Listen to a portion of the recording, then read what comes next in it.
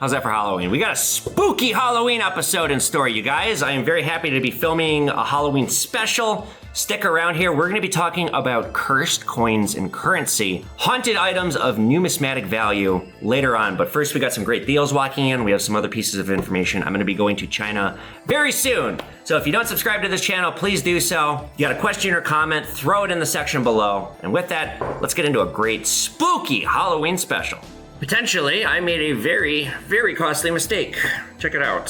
So this is a 2015 high relief gold coin from the US Mint. It's pure gold, commemorated made in 2015. I bought it 2 days ago and I put it on my Sigma. It did scan, but I didn't take it out of the case and I didn't notice it doesn't fit right here. And so I'm looking at it just now. I turned it over. I didn't turn it over when I bought it. It says copy. It should say 1 ounce fine gold. It also weighs 33.1 grams. It should weigh 31.1. If it was 22 karat through and through, that would make sense. And this might just be a gold copy, in which case I won't be screwed. The only way to find out for sure is to put acid on this, like a ton of acid, and see if it gets eaten through. And if it does, I made a $4,000 mistake. $38.50, but who's counting? So let's find out. And this, again, this is a great reminder to take your time. If you're in this business, take your time, look at everything, scan everything. I should have taken this out and looked at the other side. All right, let's find out. Here we go.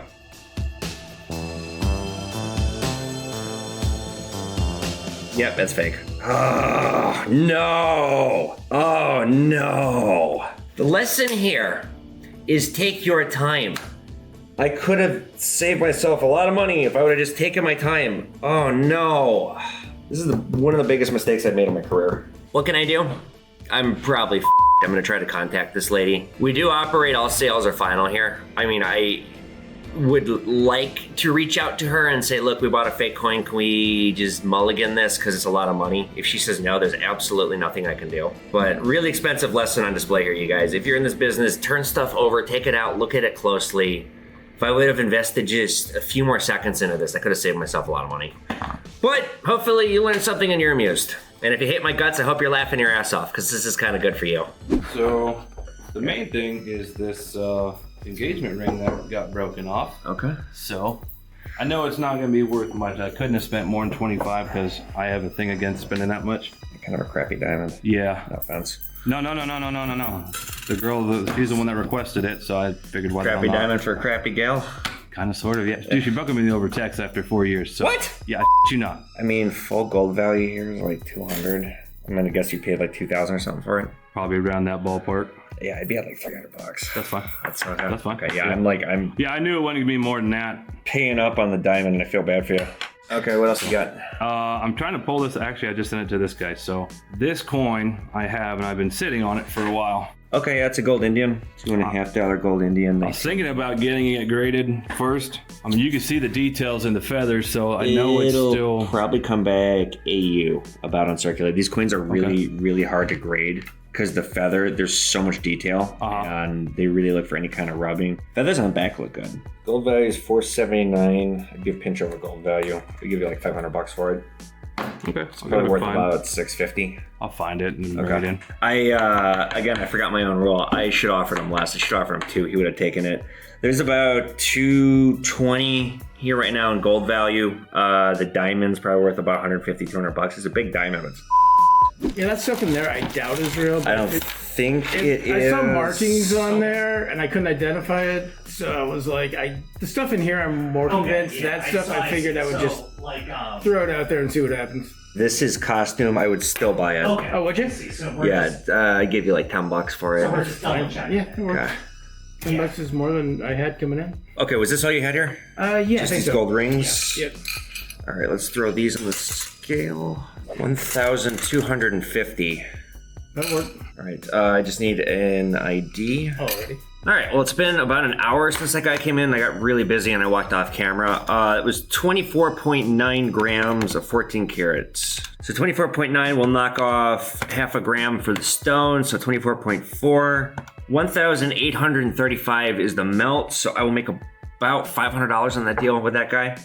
But also, you guys, I bought this. This is costume, but it's stamped Trafari. And I remember from my jewelry expert who no longer works here, she retired last year, but she taught me that Trafari is good stuff, so let's talk about it. Most costume is crap, but not all of it. Trafari is like top tier costume jewelry. The brand traces its origins to the early 1900s from Italian designer Gustavo Trafari. That's the name, Trafari. This rose to prominence in the early to mid 20th century, and the golden era is 1930s to 1960s. And when it comes to Trafari, a name worth knowing is Alfred Philippe. He is a legendary designer. He was brought in from Cartier, who shaped the famous crown, fruit salad, jelly belly, and other signature series. Some famous Trafaris to be on the lookout for is the crown series, like I mentioned, the jelly belly, rhinestone brooches, poured glass and milk glass compounds, figural pins, and classic mid-century necklace and earring sets. These are, like I said, costume pieces. They're generally made from just base metal. The high quality stuff is gold plated.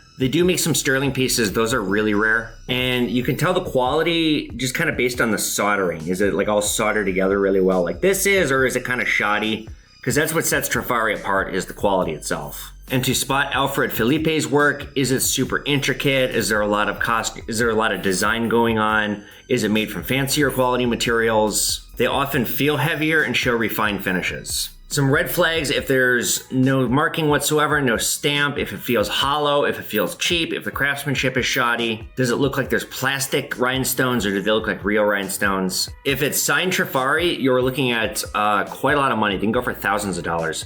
This piece that I have here that I paid $10 for probably is worth about $100.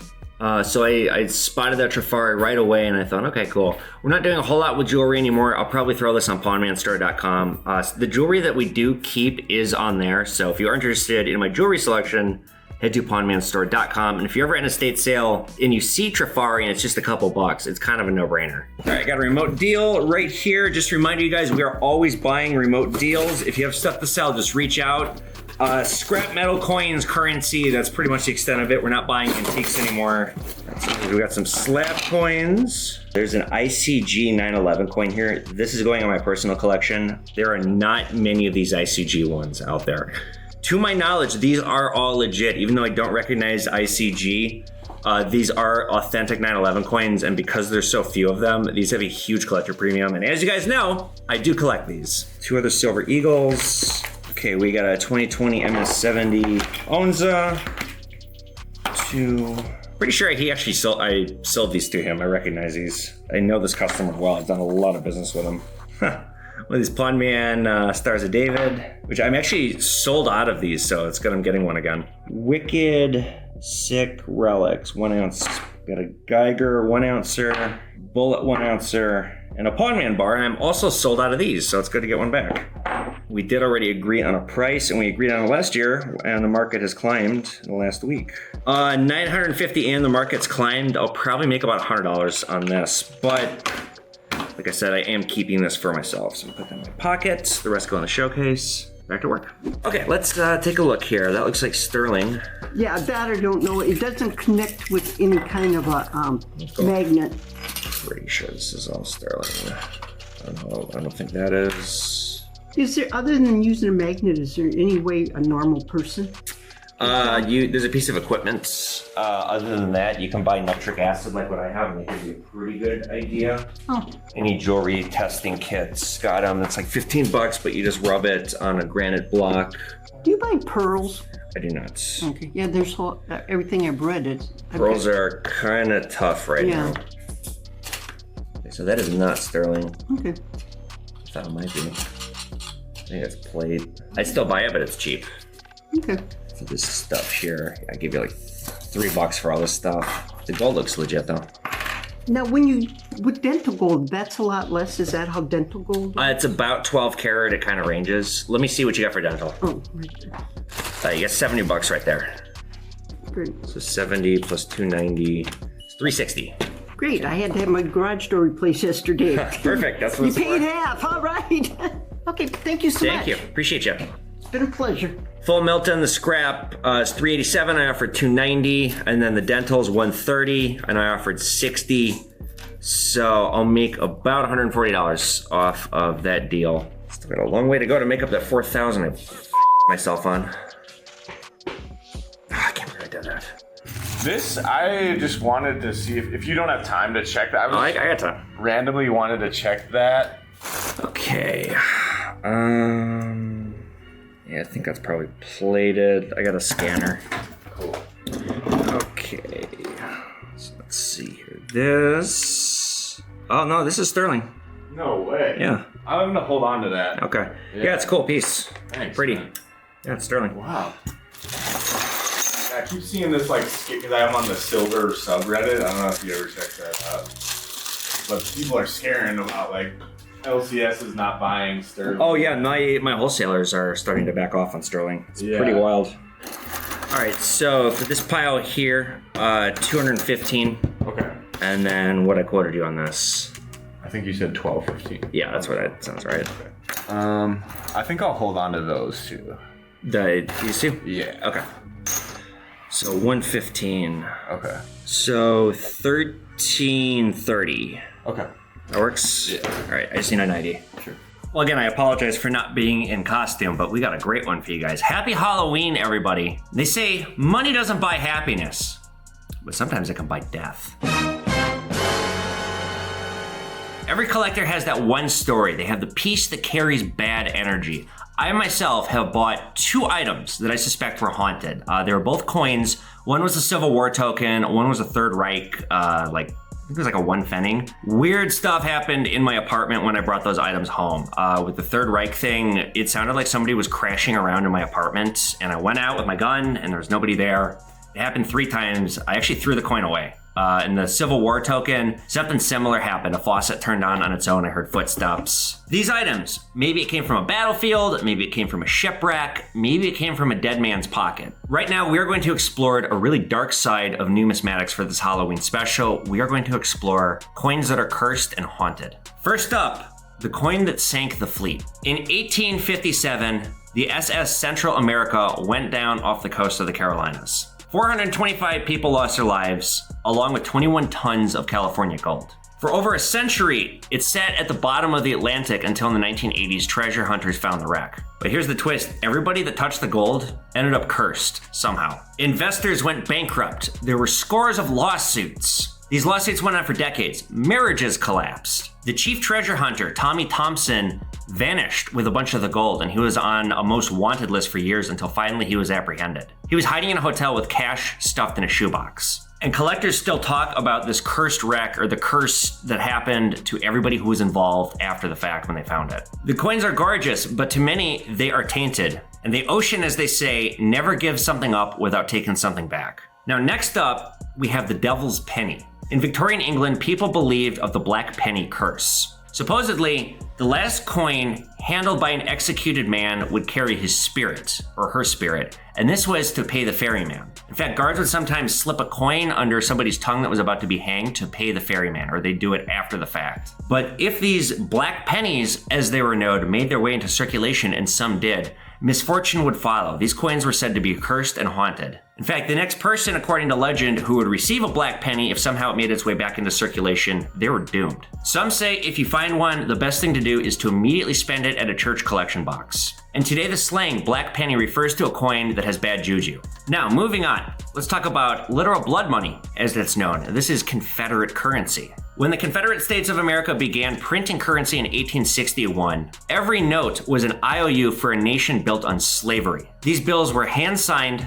numbered in iron gal ink, and not backed by gold, but by human misery. By 1865, the Confederacy had produced over $1 billion in their currency, and pretty much overnight, its value vanished to dust. Families who hoarded it in cash suddenly were bankrupt. Rumors spread of the Confederate currency being a hex of ruin, an act of vengeance by the souls who had been oppressed by the Confederate regime. Now, some dealers claim that the notes were written and stained with soldiers' blood. In fact, that is something that you can find because so many of these soldiers brought them into battle and were killed with them. Their blood's impressed on the money. In fact, some of these notes have red ink on them, and it's thought that they are written in blood. Is this true? Who's to say? It's a myth. And as we talked about before, Confederate notes can be very expensive. They can be very collectible, but some collectors want nothing to do with them, partly because of the bad juju affiliated with what they represented. Owners of these items talk about weird things happening, footsteps in the night, items being misplaced, knocks, voices. Maybe it's guilt, maybe it's energy, maybe they are cursed, maybe not. But the fact is the currency represents oppression, and the weight of that does not fade with ink.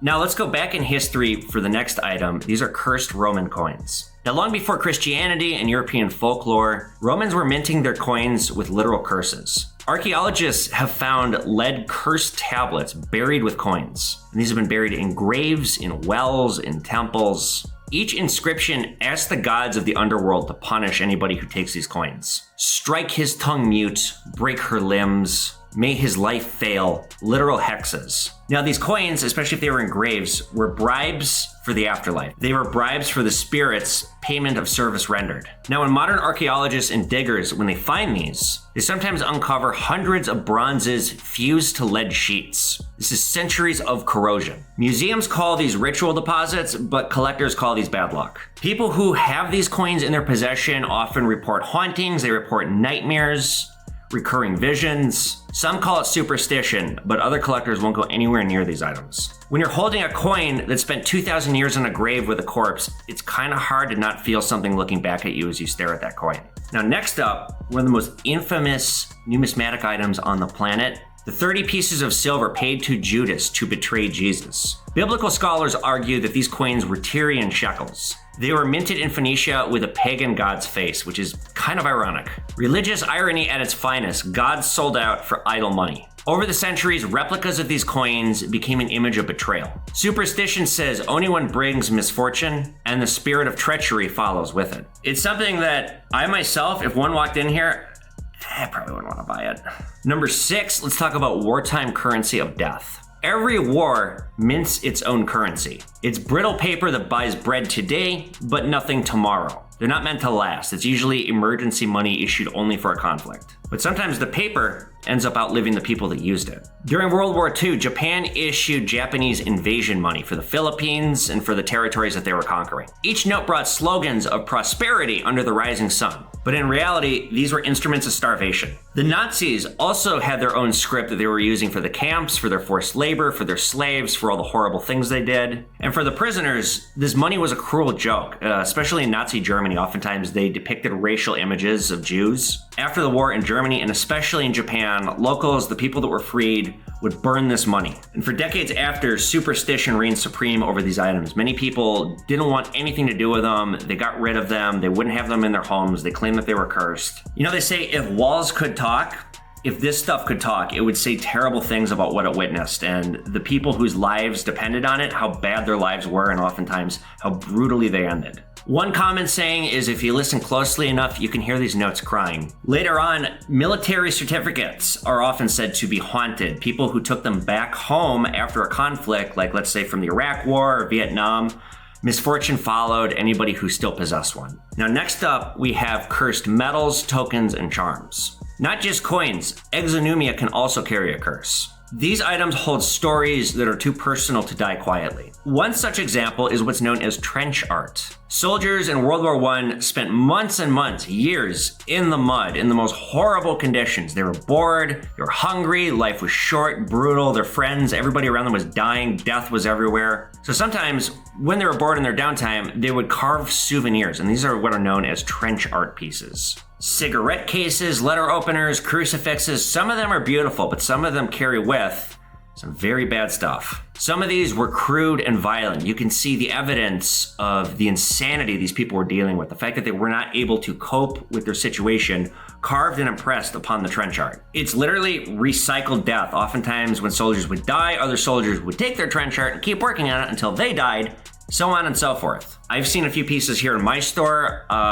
It's a little creepy to own them. People who collect them report hearing faint tapping at night, the echo of artillery. Other such items include dog tags, medals from soldiers. Oftentimes museums that have these items will claim that they can hear footsteps, the alarm will go off, electricity will fail around these items. Other such exonumia includes items affiliated with accidents. Example, sometimes there will be carnival tokens that were issued, but these tokens paid for a ride that went disastrously wrong and people died. And the tokens are said to be haunted themselves. Another such item, we've talked about Masonic stuff. Masonic tokens issued for scandals or for being kicked out or ostracized from the community. These items tend to appear in estate lots affiliated with bankruptcy or other misfortune. eBay, particularly, and estate auctions are filled with items claiming to be haunted, cursed, maybe haunted, affiliated with ghosts. And you read the fine print, owner's dog died after handling. Owner died in a car accident. Something bad happened to this item and it's said to be haunted. Are most of these items haunted?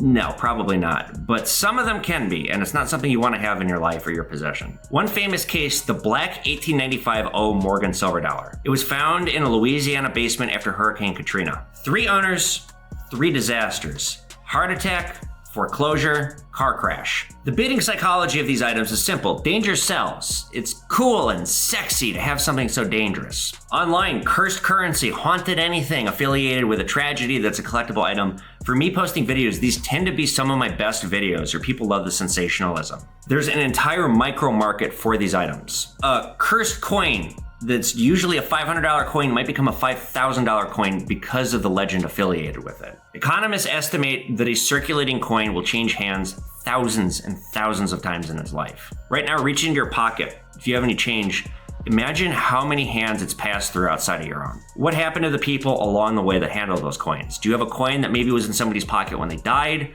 or something that's affiliated with something terrible? Now, all these items I've discussed here, are they actually haunted? It's just a legend. But here are some objects that are. Number 1, the 1933 St. Gaudens $20 double eagle. This is the forbidden gold. One example sold at Sotheby's for over $18 million in 2021. The US government never legally released the 1933 example. And this is because of President Roosevelt's gold recall. It became illegal for a few decades to own more than like a very tiny amount of gold coins. Many were seized or destroyed, and the 1933 example is one of the rarest coins you can have. But the fact is, with these coins, if you have one, it's kind of a curse. You're asking for a legal battle. Whether it's a legend or a warning, the aura of the 1933 double eagle does remain. Number 2, a 1787 Brasher doubloon. Goldsmith Ephraim Brasher, who was a neighbor to George Washington, struck these privately. This was before the US Mint existed. The so-called Brasher doubloon is coveted for its history, but it also has a lot of superstition tied with it. This can be a $10 million